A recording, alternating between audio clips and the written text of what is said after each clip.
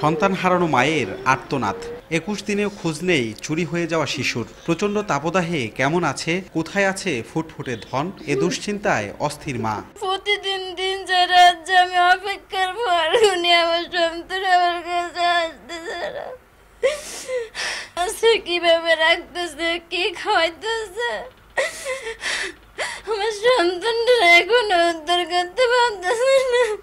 ৮ মাসের আব্দুল্লাহ নুমানকে বসিয়ে গোসল করতে ঢুকেছিলেন মা রুমা। পাশের বাসার ভাড়াটে এক নারী সেই সুযোগে বাচ্চা নিয়ে দ্রুত পালিয়ে যায়। ৩রা এপ্রিল গাজীপুর মহানগরের নাওজুর ফরিদের বাসায় ঘটে এ ঘটনা। পরে অভিযুক্ত আইরিন ও তার স্বামী আবু সাইদকে আসামি করে বাসন থানায় একটি মামলা দায়ের করা হয়। চাঞ্চল্যকর এই ঘটনার ২১ দিনেও পুলিশ অভিযুক্ত আইরিন কিংবা শিশুর সন্ধান না পাওয়ায় হতাশ স্বজন ও স্থানীয়রা। আমার বাচ্চাটা রুমের থেকে নিয়ে ওরা কুলে নিত, আদর করতে দিয়ে বেরিত ঘুরতো। এভাবে ২২ দিন যাবত ওনারা রাখছে রুমে। যেন ৩ তারিখ ২ তারিখ ওনার স্বামী চলে আসে, 3 তারিখে মহিলা বাচ্চা নিয়ে দিনে 10:30 দিয়ে বাসার থেকে পালাইছে। পালানোর পরে আমরা অনেক খোঁজাখুঁজির পরে কোথায় এখন পর্যন্ত পাইতেছি না। বাচ্চাটা একবার উদ্দাম আছে, একবার উদ্দাম কোলো লইছে, কোলো লিয়া খালি বাড়িয়া এদিক গেল।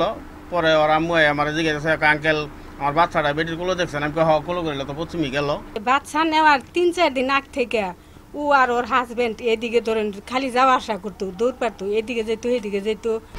১, ২, ৩ ঢাকায় জমি জিতে নিন ১০০% ক্যাশব্যাক সহ ২০ কোটি টাকার পুরস্কার।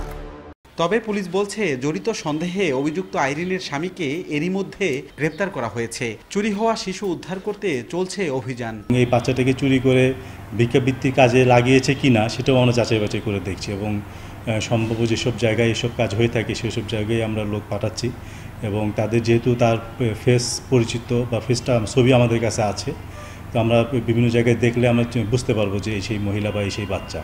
তো আমরা এই দিক দিয়েও চেষ্টা করছি। সন্দেহ করা হচ্ছে যে মহিলা নিয়ে গেছে তার দেশি বাড়ি কুড়িগ্রাম, সেখানেও আমরা অভিযান চালিয়েছি এবং তার স্বামী তাকেও আমরা ধরেছিলাম। তাকে ধরে আমরা সন্দিগ্ধ হিসেবে কোর্টে প্রেরণ করেছি এবং তার স্বামীর কাছ থেকে আমরা বিভিন্ন গুরুত্বপূর্ণ তথ্য পেয়েছি। জাতীয় পরিচয়পত্রের তথ্য অনুযায়ী অভিযুক্ত আইরিনের গ্রামের বাড়ি কুড়িগ্রামের উলিপুর। আইরিন বিমানবন্দর সহ বিভিন্ন স্থানে ভিক্ষাবৃত্তি করত বলে তথ্য রয়েছে আইনশৃঙ্খলা বাহিনীর কাছে। রাজিবুল হাসান, সময় সংবাদ, গাজীপুর।